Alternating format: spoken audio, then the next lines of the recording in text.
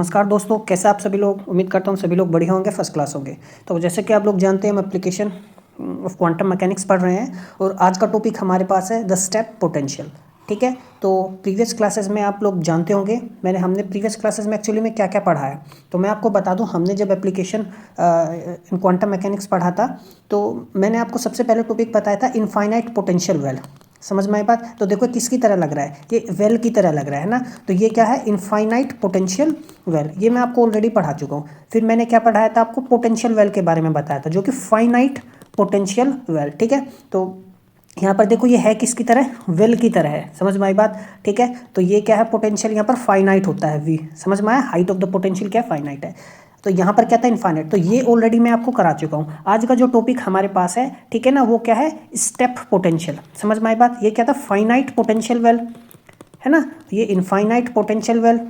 तो ये वेल की तरह दिख रहे हैं, आप जानते होंगे। समझ में आया। अब क्या पढ़ेंगे हम, स्टेप पोटेंशियल। अब स्टेप पोटेंशियल क्या होता है वो सारी चीज़ें मैं आपको हम डिस्कस करेंगे। तो देखो ये स्टेप की तरह दिख रहा है या नहीं दिख रहा है। ठीक है, ये क्या है, स्टेप की तरह है और ये हाइट कितना है इसका, वी नोड है। अब ये है क्या चीज़ एक्चुअली में, ये चीज़ हमें पढ़ना है। ठीक है, अब देखो जब मैंने आपको इनफाइनाइट पोटेंशियल वेल पढ़ाया था तो हमने दोनों केस डिस्कस किए थे, बाउंड केस भी डिस्कस किया था, अनबाउंड केस भी डिस्कस किया था। फाइनाइट पोटेंशियल में भी हमने बाउंड और अनबाउंड केस डिस्कस किया था। हम स्टेप पोटेंशियल में भी दोनों केस डिस्कस करेंगे। समझ में आया। ठीक है, तो बिना समय गंवाए आइए स्टार्ट करते हैं। तो स्टेप पोटेंशियल में हमने जो जो डिस्कस करना है मैं आपको एक क्विक ग्लैंस दे देता हूँ। तो स्टेप पोटेंशियल एक्चुअली में होता क्या है उसको डिस्कस करेंगे।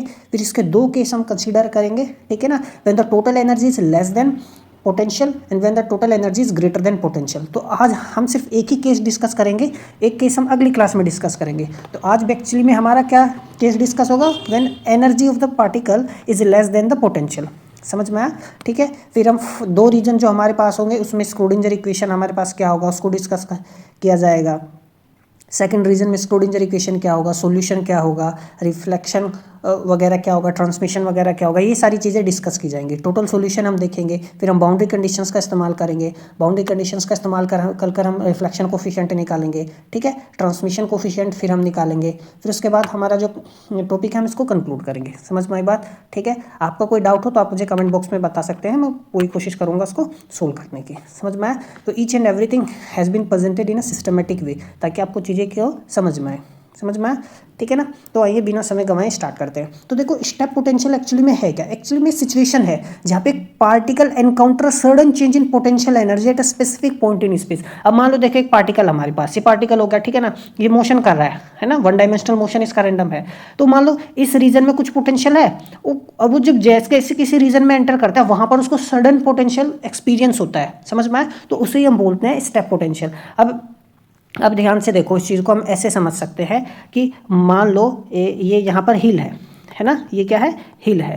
ठीक है, ये हिल हो गई यहाँ पर। अब यहाँ पर कोई व्यक्ति हो गया, ठीक है ना, तो वो मूव कर रहा है, स्लाइड आसानी से मूव करेगा, बिल्कुल मूव करेगा। लेकिन अब वो यहाँ क्या एंटर कर गया, हिल एंटर कर गया ना, हिल आ गई। तो क्या अंदर हिल पर चढ़ पाएगा, ठीक है ना, उसके पास यदि एनर्जी होगा हिल पर चढ़ने का तो चढ़ पाएगा, अन्यथा हिल पर नहीं चढ़ पाएगा। समझ में आया। तो एक तरीके से ये क्या पोटेंशियल की तरह काम कर रहा है। किसकी तरह, ये हिल किसकी तरह काम कर रहा है, पोटेंशियल की। जब कोई पार्टिकल ना मोशन कर रहा है और ये जो उसको ही encountered sudden change in its potential energy. समझ में आया। तो उसी को उस जो वो हमारे पास सिनेरियो बनता है पोटेंशियल का, उसको हम स्टेप पोटेंशियल बोलते हैं। अब देखो जी, जैसे यहाँ पर देखो, ये जो मेरे पास फर्स्ट रीजन है, यहाँ पर पोटेंशियल क्या है, 0। तो जब पार्टिकल ट्रेवल करेगा इस माइनस इन्फिनिटी टू 0 की तरफ, तो उसको पोटेंशियल कितना मिलेगा, 0। लेकिन वो जैसे ही 0 पर आया, यानी इस बाउंड्री पर आया, तो उसको पोटेंशियल कितना मिला, वी नोड। समझ में आई बात। ठीक है, इसी के दो केस होते हैं, जब पार्टिकल का एनर्जी पोटेंशियल से ज़्यादा होगा और जब पार्टिकल का एनर्जी पोटेंशियल से कम होगा। समझ में आई बात। ठीक है, अब पार्टिकल आया तो यानी वो पार्टिकल के साथ क्या होती है, वेव एसोसिएटेड होती है। तो इंसिडेंट वेव क्या होगी, है ना। अब वो रिफ्लेक्ट करेगा या नहीं करेगा, पार्टिकल क्या अंदर ट्रांसमिट कर सकता है। समझ में आया। ठीक है, तो ये चीज़ें हमें डिस्कस करनी है। उम्मीद करता हूँ आपको चीज़ें समझ में आई होंगी। ठीक है ना। अब ध्यान से देखो, तो मैथमेटिकल जो पोटेंशियल फंक्शन हमारे पास है वो क्या होगा, देखा ये Vx 0 रीजन फर्स्ट में, और V नोड x जब ग्रेटर देन 0 और इक्वल टू 0 है ना, रीजन सेकंड। तो इस रीजन में V नोड पोटेंशियल है और इस रीजन में कितना है, 0 पोटेंशियल है। समझ में आई बात। पहले रीजन में पार्टिकल फ्रीली मूव करेगा काइनेटिक एनर्जी ई के साथ। फ्रीली मूव क्यों करेगा? क्योंकि पोटेंशियल कितना है? जीरो है। पोटेंशियल जीरो कहने का मतलब क्या होगा? उस पर कोई फोर्स नहीं लग रही। समझ में? F is equal to minus dv/dx होता है, तो पोटेंशियल ही नहीं है तो उस पर कोई फोर्स नहीं लग रही, तो पार्टिकल क्या है? फ्रीली मूव करेगा। समझ में आ गई बात? ठीक है ना। लेकिन सेकंड रीजन में सम पोटेंशियल इज देयर, तो उसका जो वेव फंक्शन होगा उसको वो अफेक्ट करेगा। समझ में आई बात? ठीक है ना। अच्छा, अब यहाँ पर दो केस हमारे पास होंगे कि whether the how much energy the particle has, ठीक है ना, its energy is less than the potential, और whether its energy is greater than the potential. ठीक है, तो हम आज क्या केस डिस्कस करेंगे? When the energy of the particle is less than potential. समझ में आई बात? ठीक है, अब ध्यान से देखो, तो ये हमारे पास केस आ गया, तो आप यहाँ पे देख सकते हो, हम ये सिर्फ ये केस कंसीडर करेंगे। तो क्लासिकल यदि मैं बात करूँ, है ना, क्वांटम मैकेनिकली और क्लासिकली हम दोनों केस लेंगे। तो क्लासिकली पार्टिकल का एनर्जी यदि कम है किससे? पोटेंशियल से, तो it can not proceed beyond x is equal to zero. कहने का मतलब ये है भाई, देखो क्लासिकल फिजिक्स ये कहता है यदि पार्टिकल का जो एनर्जी है ना वी नोट से कम है ना, तो जब पार्टिकल इंसिडेंट हमने करा ऐसे अंदर, समझ में आया, तो उसके पास इतना जब एनर्जी कम है तो वो अंदर की तरफ जाएगा ही नहीं। समझ में आया? तो वो जब हम पार्टिकल इंसिडेंट करेंगे तो उसके साथ जब पोटेंशियल एनकाउंटर होगा, है ना, तो यहाँ पर उसको पोटेंशियल फील हुआ, तो वो क्या कर जाएगा? रिफ्लेक्ट कर जाएगा। इंसिडेंट आया और ये क्या होगा? रिफ्लेक्ट कर जाएगा। तो मतलब वो एक्स इज इक्वल जीरो को बियॉन्ड नहीं जा पाएगा। समझ में आया? यानी वो फुल्ली रिफ्लेक्ट होगा, है ना, या इसको हम बोलते हैं टोटल रिफ्लेक्शन होगा। क्या होगा? टोटल रिफ्लेक्शन होगा। क्लासिकल फिजिक्स ये कहती है, या हम इसको मैथमेटिकली कहें, रिफ्लेक्शन जो होगा, रिफ्लेक्शन कोफिशिएंट कितना होगा? 1, और ट्रांसमिशन बिल्कुल नहीं होगा, यानी ट्रांसमिशन कितना होगा? 0। कब होगा ये? यदि पार्टिकल का एनर्जी बहुत कम है पोटेंशियल से। समझ में आया? तो क्लासिकल फिजिक्स कहता है। अब क्वांटम फिजिक्स क्या कहता है वो कौन बताएगा? जब हम टाइम इंडिपेंडेंट स्क्रोडिंजर इक्वेशन को सोल्व करेंगे। ठीक है ना। तो जो क्वांटम मैकेनिकली जो बिहेवियर होगा पार्टिकल का, वो कौन डिटरमाइन करता है? Time independent Schrödinger equation determine करता है ये। अब हम क्वांटम मैकेनिकली देखेंगे क्या वो क्लासिकल फिजिक्स के साथ एग्री करता है या नहीं करता है। समझ में आई बात? ठीक है, तो हम जो टाइम इंडिपेंडेंट स्क्रोडिंजर इक्वेशन है ना, फर्स्ट रीजन और सेकंड रीजन, इन दोनों रीजन में सोल्व करेंगे और डिटरमाइन करेंगे कि जो वेव फंक्शन है, ठीक है ना, और उसका एनालिसिस करेंगे। समझ में आया? Which will give the quantum mechanical behaviour of the particle. अब देखो, यदि मैं फर्स्ट रीजन की बात करूं, तो फर्स्ट रीजन कहने का मतलब है x इज लेस देन 0, यानी इस रीजन में, है ना, पोटेंशियल क्या मेरे पास? 0 है। ठीक है, तो स्क्रोडिंजर इक्वेशन क्या होगी? देखो ये तो 0 हो गया, तो मेरे पास सिर्फ ये और ये वाली टर्म बच गई, तो ये टर्म आ गई। रीअरेंज जब करेंगे, उसको मैं उधर लेके चला गया, plus k square five is equal to 0, जहाँ पर के का वैल्यू मेरे पास ये आ गया। ठीक है ना। अब देखो उसको मैं ऐसे लिख सकता हूँ ना, ये मेरे पास, मैं इसको 2 माइनस एम अपोन में एच कट स्क्वायर में 5, तो ये जो वाली टर्म है ये के आ गया, तो माइनस के स्क्वायर है, तो वो माइनस के था तो इधर आके प्लस हो गया। समझ में आया? ठीक है, तो उसका जो जनरल सॉल्यूशन होगा हमारे पास, अब ध्यान से देखो, तो जनरल सॉल्यूशन क्या होगा, है ना, मैंने आपको बताया था। तो देखो ऑलरेडी मैं आपको प्रीवियस क्लासेस में बता चुका हूँ। तो इसका ऑक्सिलरी इक्वेशन को मैं कैसे लिखूंगा? M square plus k square is equal to 0, तो एम मेरे पास कितना है? प्लस माइनस के आयोटा के एक्स आया, आयोटा के। समझ में आया? तो यहाँ पे देखो, एक बार प्लस के ले लिया और एक बार माइनस आई के ले लिया, कोई डाउट है? ठीक है, तो जब भी हमें इंसिडेंट और रिफ्लेक्टेड वेव दिखाना होता है तो जनरली हम एक्सपोनेंशियल फॉर्म में जब अपना सॉल्यूशन लिखते हैं तो वो बेटर होता है। अब देखो ध्यान से, तो जो हमारे पास ये पहली वाली टर्म है ना, तो ये क्या रिप्रेजेंट कर रहा है? ये रिप्रेजेंट कर रहा है इंसिडेंट वेव। देखो ए की पावर प्लस आई के एक्स है ना, तो ये क्या रिप्रेजेंट कर रहा है? इंसिडेंट वेव, आप देख सकते हो। ठीक है, from minus x minus infinity, यानी माइनस इन्फिनिटी से 0 की तरफ ये वेव जा रही है, ये हो गई इंसिडेंट वेव। और ये सेकंड वाली टर्म है ना, तो देखो मैं ऐसे लिख सकता हूँ, तो फाइव इंसिडेंट क्या है? ए की पावर आई के एक्स है। समझ में आया? और फाइव रिफ्लेक्टेड क्या होगी? ये वाली टर्म, ये देखो माइनस आई के एक्स है, यानी ये 0 से माइनस इन्फिनिटी की तरफ चल रही है, जो माइनस आई के एक्स वाली टर्म है, यानी बी माइनस के आई के एक्स। ठीक है, तो ये रिफ्लेक्टेड वेव हो गई जो माइनस इन्फिनिटी की टूवर्ड्स जा रही है, यानी इस तरफ आ रही है। समझ में आया? तो फर्स्ट रीजन में तो हमने अपना सॉल्यूशन कर लिया। अब हम बात करेंगे सेकंड रीजन की। ठीक है, अब देखो, तो सेकंड रीजन में देखो हमारे पास क्या है? ये केस है नहीं, यानी पोटेंशियल कितना है? V naught. तो देखो हमने स्क्रोडिंजर इक्वेशन में क्या रख दिया? वी नोट सिंपली रख दिया। ठीक है, अब देखो जब हम इसको सोल्व करेंगे, एक मिनट, ठीक है ना, तो अब ध्यान से देखो, मैं इस टर्म को कैसे लिख सकता हूँ? D square D five by d x square. ठीक है, ये वाली टर्म देखो उधर चली जाएगी, मैं इसको ना माइनस एच का टी स्क्वायर अपोन में 2m is equal to E minus k V naught 5। अब देखो, लेकिन आप ध्यान से देखो, हमारे पास तो ये केस है ना, is less than V naught, है ना, टोटल एनर्जी कम है, तो यानी वी नोट ज़्यादा है, तो मैं इसको ना, ये माइनस है ना, इधर उधर लेके चला जाऊंगा, तो मैं ये बन जाएगा। समझ में आया मैं क्या कह रहा हूँ? ठीक है ना, ये 2m अपोन में h का टी स्क्वायर, ये बन गया नहीं बन गया, ठीक है। और यही टर्म मेरे पास क्या हो जाएगी, के स्क्वायर। तो देखिए पॉजिटिव आएगा यहाँ पे, है ना, ये टर्म क्या होगी, पॉजिटिव होगी। इधर आके देखो माइनस के स्क्वायर हो गया, ये के डैश मान लिया मैंने, पहले वाला के था, ये क्या मान लिया मैंने, के डैश। समझ में आया, देखो वी नोड ज़्यादा है ना, इसलिए मैंने वी नोड माइनस के ई क्या है, ई माइनस के वी नोड नहीं क्या है, क्योंकि वो करूँगा तो अंडर रूट में नेगेटिव टर्म आ जाएगी, है ना, के तो वेव नंबर होता है हमारे पास। समझ में आई बात। अब गौर से देखो, तो ये इक्वेशन आ गई, तो इसका देखो ऑक्सिलरी इक्वेशन क्या होगी, m square minus k dash square is equal to 0। तो एम देखो क्या आएगा, प्लस माइनस के डैश आएगा। अब आयोटा तो नहीं आएगा यहाँ पर बिल्कुल भी, तो देखो एक बार माइनस के ले लिया और एक बार हमने प्लस के ले लिया। समझ में आया, के डैश। अब देखो गौर से, अब जो हमारे पास ये पहली वाली टर्म है, ठीक है ना, ये क्या शो कर रही है, it represents a transmitted wave that decays exponentially. देखो ई की पावर माइनस के एक्स का मतलब देखो क्या है, ये एक वेव ये एक्सपोनेंशियली माइनस का डिक्रीज हो रहा है, आयोटा नहीं है यहाँ पे। समझ में, ये क्या हो रहा है, वेव डिक्रीज हो रही है। अब देखो एक्सपोनेंशियली डिक्रीज कैसे होता है, अब ध्यान से देखो, ऐसे एक्सपोनेंशियली डिक्रीज होता है, ठीक है। तो ये जो टर्म है सेकंड रीजन में ट्रांसमिटेड वेव है। अब हमने वेव ऐसे ही तो गए था, तो देखो ये वाली जो वेव, ये जो है ये क्या है, ट्रांसमिटेड वेव है। समझ में आया, ठीक है। अब गौर से यहाँ ध्यान से एक चीज़ इंपॉर्टेंट नोट करना जो मैं बताने वाला हूँ, ठीक है ना, क्योंकि इसमें बहुत बच्चे क्या करते हैं, कंफ्यूज होते हैं। देखो, तो इंसिडेंट वेव हमारे पास ये हो गई, रिफ्लेक्टेड वेव ये हो गई, है ना, साइनोसोडल हो गया। तो जो मेरे पास ट्रांसमिटेड वेव होगी, तो देखो ट्रांसमिटेड वेव ऐसे एक्सपोनेंशियली डिक्रीज करेगी, ये ऐसे डिक्रीज कर रही है, ठीक है।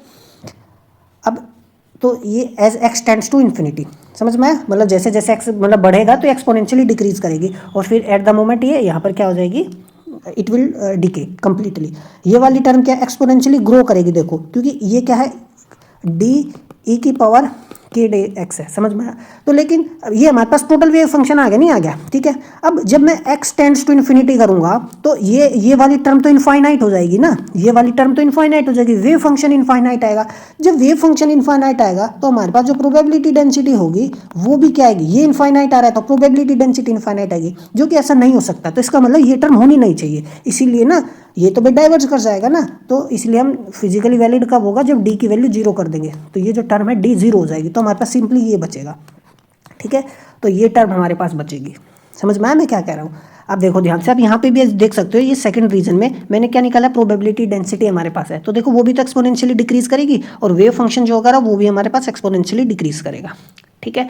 तो यानी अंदर पार्टिकल ट्रांसमिट तो हो गया, है ना, समझ में आया, लेकिन वो एट लास्ट डाई कर जाएगा, ठीक है। अब समझ में आई ये बात इतनी, अब आगे चलते हैं। अब देखो, तो ये क्वांटम मैकेनिकल बिहेवियर समझ में आ रहा है आपको, आप लोगों को। देखो क्लासिकल फिजिक्स क्या कहती है, क्लासिकल फिजिक्स ने कहा कि पार्टिकल इंसिडेंट करेंगे और वो रिफ्लेक्ट हो जाएगा, ठीक है ना। क्वांटम मैकेनिकल, तो इसका मतलब वेव फंक्शन हमें सेकंड रीजन में भी 0 मिलेगा, होना ही नहीं चाहिए। समझ में आया, ठीक है। लेकिन क्वांटम मैकेनिक्स ने क्या कहा, इंसिडेंट वेव जो आई है, समझ में आया, ठीक है। तो देखो कुछ तो रिफ्लेक्ट तो होगा ही होगा, हो सकता है, और कुछ हमारे पास क्या मिलेगा, ट्रांसमिशन भी मिलेगा। समझ में आया, ट्रांसमिट भी होगा, वो क्या चीज़ है मैं भी आपको अभी बताऊंगा। अब ध्यान से देखो, देखो इंसिडेंट तो ये हो ही गया, है ना, ये रिफ्लेक्टेड ये हो ही गया, और ये क्या मेरे पास ट्रांसमिटेड वेव फंक्शन, यानी फर्स्ट रीजन और सेकंड रीजन में वेव फंक्शन मेरा एग्जिस्ट करता है, ठीक है ना। समझ में आया, कोई डाउट है। लेकिन अभी आप ध्यान से देखो, probability of finding particle in second region is decreasing, decrease कर रहा है ना प्रोबेबिलिटी ऑफ फाइंडिंग, है ना, यानी पार्टिकल बेशक ट्रांसमिट कर गया हो, लेकिन बहुत कम संभावना है उधर उसके मिलने की, ठीक है ना। लेकिन फाइनाइट प्रोबेबिलिटी तो है, बेशक कम हो प्रोबेबिलिटी, लेकिन है। समझ में आया। अब देखो, तो जो टोटल सॉल्यूशन है, हमने ऑलरेडी मैंने आपको बता दिया, total solution of time independent equation, Schrodinger equation, and total energy is less than the potential energy. तो रीजन फर्स्ट और रीजन सेकंड, ठीक है ना, ये wave number in first region and the wave number in the second region. समझ में आया। अब बात करते हैं बाउंड्री कंडीशंस की। तो देखो हम जानते हैं प्रीवियस क्लासेस से मैं आपको बता रहा हूँ, जो वेव फंक्शन है और डेरिवेटिव है वो क्या होना चाहिए, कंटिन्यूस होना चाहिए, फाई भी कंटिन्यूस होना चाहिए, ठीक है ना, और d phi by d x भी क्या होना चाहिए, कंटिन्यूस होना चाहिए। ये दोनों ही कंटिन्यूस होना चाहिए एट द बाउंड्री। अब देखो, तो मैं पहले वेव फंक्शन को कंटिन्यूस करूंगा at x is equal to 0, क्योंकि हमारे पास बाउंड्री यही तो है बस, है ना, यही है हमारे पास बाउंड्री। तो देखो एक्स इज इक्वल टू 0 पे क्या होगा, तो हमारे पास अब मैं जब इसमें एक देखो रीजन फर्स्ट है ना, हमारे पास यही तो है। अब देखो ये रीजन फर्स्ट हो गया, ये रीजन सेकंड होगा, और दोनों में क्या होना चाहिए, कंटिन्यूस होना चाहिए। तो फर्स्ट रीजन में wave function is equal to wave function in second region at x is equal to 0। तो देखो जब मैं यहाँ 0 पुट करूंगा e की पावर 0 तो 1 ही होगा, तो a प्लस बी आएगा सिंपली। तो देखो a प्लस बी आ गया। तो जब यहाँ 0 पुट करूंगा तो एक्सपोनेंशियल वाली टर्म 1 बन गई, तो ये आ गया। तो a plus B is equal to C आ गया। समझ में आया। जब मैं डेरिवेटिव की बात करूंगा तो देखो क्या करना है, देखो डेरिवेटिव निकाल करके 0 पुट कर देना है ना। समझ में आया। तो फर्स्ट रीजन में मैं डेरिवेटिव निकालो, फिर सेकंड रीजन में डेरिवेटिव निकालो, और फिर x is equal to 0 put कर दो डेरिवेटिव में। ठीक है ना, दोनों इक्वल आने चाहिए, कंटिन्यूस होना चाहिए। तो देखो जब मैं इसमें का डेरिवेटिव करूंगा और इसका, तो यहाँ से i क्या आएगा डेरिवेशन से, और यहाँ माइनस आई क्या आएगा। ठीक है, देखो वो तो ले लिया मैंने बाहर, और फिर 0 पुट करूंगा तो a माइनस बी सिंपली, और ये आएगा मेरे पास। समझ में आया। ठीक है, कोई डाउट है आप देख सकते हैं, मैं आपको करके बता देता हूँ, हो सकता है आपको। देखो ये आ गया मेरे पास डेरिवेटिव करने के बाद, है ना, e की पावर माइनस आई के एक्स इज इक्वल टू, देखो c minus k dash e की power minus k dash x. अब देखो i की पावर k कॉमन ले लिया। देखो अब यहाँ जब 0 पुट करोगे डेरिवेटिव करने के बाद, तो ये वाली टर्म गई, ये वाली टर्म गई, तो ये a माइनस के b आएगा, और यहाँ पे minus k c k dash आएगा। तो यही टर्म आई है। समझ में आया। ठीक है, अब देखो ये टर्म मैं नीचे ले गया यहाँ पर। अब गौर से देखो के तो नीचे आ गया, ये आई था, ये ऊपर जाके मेरे पास सिंपली क्या बनेगा। ठीक है ना। अब देखो इसको मैं आपको बताता हूँ, ध्यान से देखना। ये जो है मैं इसको a minus k b is equal to minus k c k dash i क्या है। अब मैं ऊपर नीचे यदि आयोटा की मल्टीप्लाई कर देता हूँ, है ना, तो जब मैं ऊपर नीचे आयोटा की मल्टीप्लाई करूँगा तो देखो मेरे पास ये माइनस बनेगा और ये माइनस से कटेगा, तो यहाँ पर सिंपली प्लस आएगा। तो इस बात का बेसिकली ध्यान रखना। ठीक है ना। तो यहाँ पर क्या आएगा, ये प्लस आएगा, तो प्लस आयोटा के डैश सी अपॉन में के। तो there is a small mistake which you have to, ठीक है ना, पे अटेंशन। अब ध्यान से देखो, अब मेरे पास दो इक्वेशन आ गई हैं, एक ये आ गई है और एक ये आ गई। देखो ये a प्लस बी है, यहाँ a माइनस बी है, तो दोनों को मैं जोड़ देता हूँ ताकि मैं क्या कर सकूँ, a निकाल सकूँ, b निकाल सकूँ। ठीक है ना। अब देखो जब मैं दोनों को ऐड करूँगा तो मेरे पास सिंपली क्या आएगा, ये मेरे पास a plus B is equal to C है, ये a minus B is equal to iota के डैश सी अपॉन में के है। तो दोनों को जब जोड़ूंगा तो ये तो कट जाएगा। समझ में आया। Adding these two equations we get, तो देखो 2a आएगा, इन दोनों को जोड़ने पे देखो यहाँ सिंपली क्या आएगा, प्लस आएगा। समझ में आया, क्या आएगा यहाँ पर, प्लस आएगा। तो ये बात ध्यान रखना। तो ये मैं दो नीचे ले गया तो इसको ये आएगा, तो यहाँ पे प्लस आएगा। ठीक है ना, there is a small printing mistake by me, है ना। अब सब्ट्रैक्ट कर सकते हैं, तो जब मैं सब्ट्रैक्ट करूँगा यहाँ माइनस लगाऊंगा तो ये माइनस से प्लस हो जाएगा, तो अब ये कट जाएंगे, तो दो बी आए, दोनों को जोड़ने पे, है ना। अब सब्ट्रैक्ट करने पर ये 2b आएगा, है ना, और तो यहाँ क्या होगा, मेरे पास माइनस वाली टर्म आएगी और ये मेरे पास माइनस वाली टर्म आएगी। समझ में आई बात। अब b को डिवाइड कर दूंगा मैं किससे, a से। ठीक है ना, तो मेरे पास देखो सिंपली क्या है, b अपॉन में a। जब इन दोनों को डिवाइड करूंगा तो k माइनस के आई के डैश अपॉन में k प्लस के आई के डैश। ठीक है, तो मेरे पास b अपॉन में ये आ गया। कोई डाउट है तो ये ध्यान रखना इस चीज़ को। अब बात करते हैं, तो देखो b और b, देखो a मैं यहाँ से निकाल लिया, b यहाँ से निकाल लिया, दोनों का भी रेशियो आ गया। ठीक है ना, तो a और b तो हमारे पास आ गए, c हमारे पास हम आसानी से निकाल ही सकते हैं ना। रेशियो वैसे भी दो इक्वेशन थी, तीन वेरिएबल थे, तो दो वेरिएबल ही हमारे पास निकलेंगे। अब देखो रिफ्लेक्शन कोफिशिएंट की यदि मैं बात करूं तो रिफ्लेक्शन कोफिशिएंट देखो मैंने प्रीवियस क्लास में भी आपको बताया था। रिफ्लेक्शन कोफिशिएंट क्या होता है, रेशियो होता है इसका मैग्नीट्यूड का। अब probability reflected probability current density and the incident probability current density का क्या होता है, रेशियो। एक्चुअली में ये फ्लक्स भी बताता है ना, फ्लक्स भी बताता है कि कितने पार्टिकल जो है रिफ्लेक्टेड हुए हैं विद रिस्पेक्ट टू इंसिडेंट। समझ में आया। या हम इसको कह सकते हैं fraction, how fraction of the incident wave that is reflected back. Reflection coefficient क्या देता है, fraction of the incident wave that is reflected back, और इसको हम रिफ्लेक्टेंस भी बोलते हैं, है ना। एक्चुअली में जो रिफ्लेक्शन कोफिशिएंट आर होता है ना, ठीक है ना, ये एक्चुअली इट इम्प्लाइज प्रोबेबिलिटी। क्या प्रोबेबिलिटी देता है, हमें क्या देता है, प्रोबेबिलिटी देता है कि how much what is the probability of the particle getting reflected. ठीक है, वो देगा आर। ठीक है, तो इसको इंटरप्रिटेशन दो तीन तरीके से हम कर सकते हैं, मैंने जैसा भी बताया। टी क्या देता है, probability of particle getting transmitted.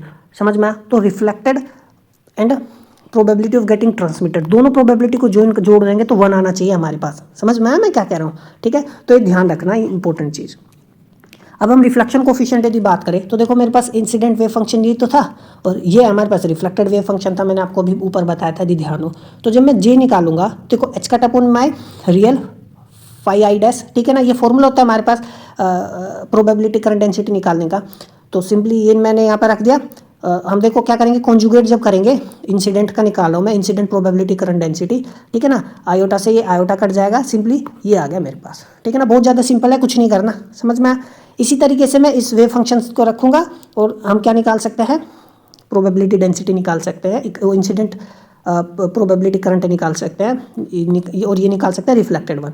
तो ये माइनस बाहर आ गया, माइनस एच कट अपॉन में एम डेल बी स्क्वायर, ठीक है ना। देखो आयोटा से आयोटा कट गया, पूरा रियल टर्म ही बचा और हमें रियल टर्म ही चाहिए था। अब हम क्या कर देंगे, यदि इनका रेशियो ले ले, क्योंकि रेशियो तो होता है हमारे पास जी आर अपॉन में जी आई, ठीक है। मैग्नीट्यूड लेना होता है, इसलिए देखो ये हमने मॉडुलस लगाया, ये आ गया। और देखो बी अपॉन में ए ही तो हमने ऊपर अभी निकाला था, है ना, तो ये हमने ऊपर निकाला था, यदि आपको ध्यान हो, के माइनस आई के डैश के प्लस आई के डैश, ठीक है ना, समझ में आया। तो ये हमारे पास क्या था, बी था। अब मैं यदि दोनों मॉडुलस स्क्वायर ले लूँ तो देखो ऊपर भी एक कॉम्प्लेक्स नंबर है और नीचे भी एक कॉम्प्लेक्स नंबर है। तो अभी यदि आपको ध्यान हो, मान लो Z1 अपॉन Z2 कोई कॉम्प्लेक्स नंबर है, तो इनका यदि मैं मॉडुलस ऑफ स्क्वायर लूँगा तो सिंपली ये आएगा, ठीक है ना। अब देखो यदि Z मेरे पास कोई कॉम्प्लेक्स नंबर a प्लस के आई बीटा है, तो यदि इसका मॉडुलस ऑफ स्क्वायर क्या होगा, रियल नंबर का स्क्वायर और इमेजिनरी नंबर का स्क्वायर, ये आएगा, दोनों को जोड़ देंगे। तो सिंपली यहाँ भी मैंने ऊपर नीचे भी ये किया, देखो के स्क्वायर के डैश स्क्वायर, नीचे भी के स्क्वायर के डैश स्क्वायर, ठीक है, और दोनों एक दूसरे कट जाएंगे, सिंपली क्या आएगा, 1 आएगा। तो जो रिफ्लेक्शन कोफिशिएंट आ गया वो क्या आ गया हमारे पास, 1। तो क्वांटम मैकेनिकली हमने क्या देखा कि क्वांटम मैकेनिक्स ये कहती है there will be total reflection, classical mechanics के रिजल्ट को क्या कर रही है, वैलिडेट कर रही है, समझ में आया। तो यानी टोटल रिफ्लेक्शन हुआ है, आर की वैल्यू 1 आ गई ना, क्या हुआ है, टोटल रिफ्लेक्शन हुआ है, समझ में आई बात। तो देखो आर आ गया, मैंने आपको बताया था, तो हम जानते हैं कि भाई रिफ्लेक्शन कोफिशिएंट और ट्रांसमिशन कोफिशिएंट कितना होता है, दोनों का प्लस 1 होता है, दोनों प्रोबेबिलिटी देते हैं तो टोटल प्रोबेबिलिटी 1 होती है। तो जब मैं ये ऑलरेडी निकाल चुका हूँ तो ये कितना आया, 1, समझ में आया। और ट्रांसमिशन कोफिशिएंट कितना आएगा, 0। तो ट्रांसमिशन कोफिशिएंट मैं इस फॉर्मूले से निकाल सकता हूँ, और नहीं तो जो ट्रेडिशनल तरीका है ट्रांसमिशन कोफिशिएंट का, उससे भी मैंने आपको निकाल के दिखाया, ठीक है ना। ये तो आप एग्जाम में समय बचाने के लिए हो तब निकाल सकते हो, आपके पास आर हो तो आर निकाल लो, टी हो तो टी निकाल लो, है ना भाई। दोनों में से कोई सा एक यदि आपको पता चल जाए तो आप आसानी से निकाल सकते हो, समझ में आया, ठीक है। नहीं तो जो ट्रेडिशनल तरीका है वो क्या है भाई, ट्रांसमिशन कोफिशिएंट क्या होता है, रेशियो होता है, ठीक है ना, magnitude of probability current density of transmitted wave, probability current density of incident wave, है ना। जैसे रिफ्लेक्शन कोफिशिएंट क्या होता है, मैग्नीट्यूड होता है ना, किसका रेशियो होता है, probability current density of reflected wave, probability current density of incident wave, समझ में। ये प्रीवियस क्लासेस में भी मैंने आपको ऑलरेडी बताया था, यहाँ भी मैंने मेंशन कर दिया ताकि कोई बच्चा हो सकता है पहली बार देख रहा हो, ठीक है। तो टी देता क्या है, ट्रांसमिशन कोफिशिएंट ये देता है कि कितना फ्रैक्शन ऑफ लाइट ट्रांसमिट हुआ है, समझ में। और इसको हम ट्रांसमिटेंस भी बोल सकते हैं। अब मान लो देखो ऐसा हो, देखो मान लो 3/8 लाइट क्या हो गया, वो रिफ्लेक्ट हो गया हो, है ना, समझ में आया। तो ट्रांसमिट कितना हुआ होगा, है ना भाई, ट्रांसमिट मान लो कितना हुआ होगा, ट्रांसमिट हुआ होगा 5/8। अब दोनों को जोड़ करके देखो कितना आएगा, 8/8 यानी 1 आएगा, समझ में। हम ऐसे भी इन चीज़ों को समझ सकते हैं कि R + T = 1 कैसे होता है। अब देखो, तो इंसिडेंट वेव फंक्शन हम जानते हैं ये होता है, ट्रांसमिटेड वेव फंक्शन हम जानते हैं ये होता है। तो मैं जब ट्रांसमिटेड प्रोबेबिलिटी करंट डेंसिटी निकालूंगा तो h cut upon my real, अब देखो conjugate of transmitted wave function, derivative of transmitted wave function, और नीचे क्या होगा, आयोटा। अब गौर से देखो इसका जब मैं कॉन्जुगेट करूंगा तो ये आएगा, है ना, आयोटा मैंने नीचे लिख लिया ये। अब ऊपर जब डेरिवेटिव करूंगा तो ये आ गया। तो अब यदि आप गौर से देखो ना, ऊपर जो है ना, ऊपर तो पूरा एक, अब ये मैं ना जो ब्रैकेट वाली टर्म है इसको मैं ऐसे लिख रहा हूँ, ध्यान से देखो ऊपर तो बिल्कुल एक वो आ गया, मेरे पास कोई वैल्यू है, मान लो वो वैल्यू x है, और नीचे मेरे पास क्या आ गया, आयोटा आ गया, ठीक है। अब यदि मेरे पास अंदर क्या है, एक तरीके से एक कॉम्प्लेक्स नंबर ही तो है, क्या इस कॉम्प्लेक्स नंबर को मैं ऐसे लिख सकता हूँ, 0 माइनस के आयोटा x, मैं आयोटा को ऊपर ले गया, है ना, समझ में। तो ये अंदर मैंने कॉम्प्लेक्स वैल्यू लिख दी, वो कॉम्प्लेक्स नंबर ही तो लिख दिया, तो मुझे रियल वैल्यू चाहिए ना, बाहर क्या रियल है, तो रियल वैल्यू इसमें है ही नहीं ना, रियल वैल्यू तो 0 है ना, तो रियल वैल्यू क्या है, 0। देखो ये पूरा टर्म क्या है, कॉम्प्लेक्स है, लेकिन हमें चाहिए रियल, तो रियल तो है नहीं, तो रियल क्या आएगा, 0, समझ में। जैसे मान लो मैं 2 आयोटा लिख लूँ, है ना, तो इसमें रियल वैल्यू चाहिए मुझे इस कॉम्प्लेक्स नंबर की, तो क्या लिखनी पड़ेगी, रियल वैल्यू क्या होगी इसकी, 0 होगी ना, क्योंकि मैं इसको 0 प्लस के 2 आयोटा लिख सकता हूँ ना इस कॉम्प्लेक्स नंबर को, तो इसका रियल वैल्यू तो 0 होगा, तो वही है। अब तो यहाँ से हम क्या समझे, जो प्रोबेबिलिटी करंट डेंसिटी थी ट्रांसमिटेड वेव के लिए वो क्या आ गई, 0। तो देखो अब JI निकालने की जरूरत ही नहीं है ना, इसको क्या निकालोगे, जब ये JT 0 आ गया तो ये टोटल 0 हो गया, तो JI निकालने की जरूरत ही नहीं पड़ी हमें, समझ में आया, ठीक है। अब देखो तो this confirms the classical prediction, ये क्लासिकल प्रिडिक्शन को ही तो कन्फर्म कर रहा है कि that particle energy lower than potential step can not cross it. Quantum mechanics भी ने भी उसी ही क्या क्या वैलिडेट किया, लेकिन देयर इज अ स्लाइट है ना कैच हियर। लेकिन however in quantum mechanics wave function in region second is non zero. समझ में आया, वेव फंक्शन नॉन जीरो। देखो क्लासिकल फिजिक्स के अनुसार तो इंसिडेंट लाइट हुई और ये पूरा क्या हो गया, रिफ्लेक्टेड हो गया, समझ में आया। लेकिन क्वांटम मैकेनिक्स में हमने ये भी तो देखा कि बेशक ट्रांसमिट नहीं हुआ, ट्रांसमिशन तो जीरो हुआ है ना, अभी तो जीरो था, लेकिन हमने तो देखा यहाँ पे वेव फंक्शन आया है, हमने ये देखा है ना, ये वेव फंक्शन हमने देखा है ना कि भाई ये तो नॉन जीरो आया, यानी सेकंड रीजन में वेव फंक्शन तो है, लेकिन वो क्या एक्सपोनेंशियली डिक्रीजिंग है, वो डिक्रीज कर गया। समझ में आया, क्या हो गया, डिक्रीज कर गया है ना। अब वो मतलब वो ट्रांसमिट करता करता तो रिफ्लेक्ट हो गया, इसको हम ऐसे समझेंगे, ध्यान से समझो, वो पेनिट्रेट तो करा लेकिन इट गेट्स रिफ्लेक्टेड। समझ में आया, देखो कुछ पेनिट्रेशन हुआ but finally it gets reflected quantum mechanics के अनुसार, क्योंकि वेव फंक्शन क्या होगा, डाई कर गया ना, यदि वो टोटली क्या कर जाता, क्रॉस कर जाता पार्टिकल है ना, तो इट वो ट्रांसमिट करता आगे की तरफ। समझ में, वेव फंक्शन हमारे पास होता, लेकिन वो क्या कर रहा है, देखो डाई कर रहा है ना, एक्सपोनेंशियली डिक्रीजिंग। देखो हम इस चीज़ को ऐसे समझेंगे कि देखो, लेकिन क्वांटम मैकेनिक्स में हमने देखो क्या वेव फंक्शन तो लेकिन आया, नॉन जीरो आया सेकंड रीजन में, इंडिकेट करता है कि कुछ प्रोबेबिलिटी है पार्टिकल के फाइंड करने की वहाँ पे, कहाँ पे, क्लासिकली फोरबिडन रीजन है ना। भाई जब एनर्जी जो है लेस देन वी नोड है, भाई टोटल एनर्जी जब कम ही है ना, तो यहाँ पे सेकंड रीजन तो क्या होगा, क्लासिकली फोरबिडन रीजन हुआ, तो यहाँ पे तो पार्टिकल होना ही नहीं चाहिए। लेकिन क्वांटम मैकेनिक्स ये कहता है भाई वेव फंक्शन तो यहाँ पे है, बेशक वो डिक्रीजिंग वेव फंक्शन हो, यानी एक्सपोनेंशियली डिक्रीज कर रहा हो, ठीक है ना, समझ में आई बात। तो हमें x इज इक्वल टू 0 के पास में ही मिलेगा हमारा पार्टिकल। समझ में आया, देखो हमारे पास वेव फंक्शन सेकंड रीजन में यही तो था, ये क्या कर रहा है, डिके कर रहा है exponentially, there is no oscillatory wave, कोई ओसिलेटरी वेव है ही नहीं सेकंड रीजन में ना, जैसे इंसिडेंट वेव ये हो गई है ना, अच्छा रिफ्लेक्टेड वेव ये हो गई, इसी तरीके से यहाँ भी कोई ओसिलेटरी वेव ट्रांसमिटेड नहीं है, इट इज डिक्रीजिंग, ठीक है। तो ओसिलेटरी वेव नहीं है, तो जो प्रोबेबिलिटी करंट को कैरी कर सके, समझ में आया मैं क्या कह रहा हूँ, there is no oscillatory wave, ये क्या है, एक्सपोनेंशियली डिकेइंग है, डिक्रीज कर रहा है, तो ये एक्सपोनेंशियली डिक्रीज कर रहा है, तो पार्टिकल को कैरी कर सके, फॉरवर्ड कैरी कर सके, प्रोबेबिलिटी करंट है ही नहीं, तो इसका मतलब ट्रांसमिशन तो जीरो होगा। समझ में आया, यानी पार्टिकल क्या फुल्ली रिफ्लेक्टेड हो गया, जिसको हम टोटल रिफ्लेक्शन बोलते हैं। समझ में, तो यहाँ पे कैच था है ना, तो इट वैलिडेट्स और it predicts classical confirmation, classical prediction के साथ कन्फर्मेशन है, लेकिन there is a catch that the wave function is still there in the second region but it is exponentially decaying, ठीक है। हाउएवर, समझ में, तो इसका मतलब क्या हुआ, पार्टिकल फुल्ली रिफ्लेक्ट हो गया, जिसको हम टोटल रिफ्लेक्शन बोलते हैं। Wave function still penetrates into classically forbidden region before vanishing. देखो समझ में, पार्ट देखो वेव फंक्शन देखो कंप्लीटली डिक्रीज होने से पहले एग्जिस्ट करता है ना, वेव फंक्शन एक्सपोनेंशियली डिक्रीज कर रहा है, अब ये यहाँ पर कंप्लीटली डिक्रीज हो गया। समझ में, तो वही कह रहा, देखो ध्यान से, मैं इसको दोबारा रिपीट कर रहा हूँ क्योंकि मैं क्वांटम टनलिंग समझाना चाहता हूँ, जो आगे हम पढ़ेंगे, जो काफ़ी इंपॉर्टेंट है। तो however wave function still penetrates into classically forbidden region before vanishing, a phenomena known as quantum tunneling, इसी को ही हम क्वांटम टनलिंग बोलते हैं, ठीक है। क्वांटम मैकेनिक्स ये कहता है पार्टिकल के पास एनर्जी नहीं है फिर भी वो दूसरे रीजन में घुस गया, क्या बोलते हैं इसको, क्वांटम टनलिंग बोलते हैं, ठीक है ना। यहाँ पे देखो एनर्जी पोटेंशियल से कम थी, ठीक है, फिर भी देखो अंदर चला गया, बेशक पूरी तरीके से ट्रांसमिट नहीं हुआ है ना, ताकि वो प्रोबेबिलिटी करंट फॉरवर्ड कैरी कर सके। समझ में आया मैं क्या कह रहा हूँ, ठीक है ना। There is no oscillatory motion है ना, लेकिन it still penetrates the region in spite of its energy is less than the potential, इसी को ही हम क्वांटम टनलिंग बोलते हैं, ठीक है। तो हमारा कंक्लूजन क्या हुआ, हमने अभी जो रिजल्ट देखा, हमने ये देखा जो रिफ्लेक्शन है इंसिडेंट वेव का स्टेप पोटेंशियल पर, वो टोटल है। समझ में आया, जब energy even when it is less than the potential. Second region में वेव फंक्शन जीरो नहीं है, फाइनाइट, इसका मतलब ये है कि फाइनाइट प्रोबेबिलिटी है पार्टिकल की वहाँ पर मिलने की। समझ में आया, ठीक है। तो क्लासिकल फोरबिडन रीजन में तो ये था हमारा आज का टॉपिक, उम्मीद करता आपको समझ में आई होंगी चीज़ें, ठीक है ना। तो कोई भी डाउट हो तो आप मुझे कमेंट बॉक्स में बताइए, मैं कोशिश करूँगा सोल्व करने की। मिलते हैं अगले लेक्चर में, तब तक पढ़ते रहिए, नमस्कार।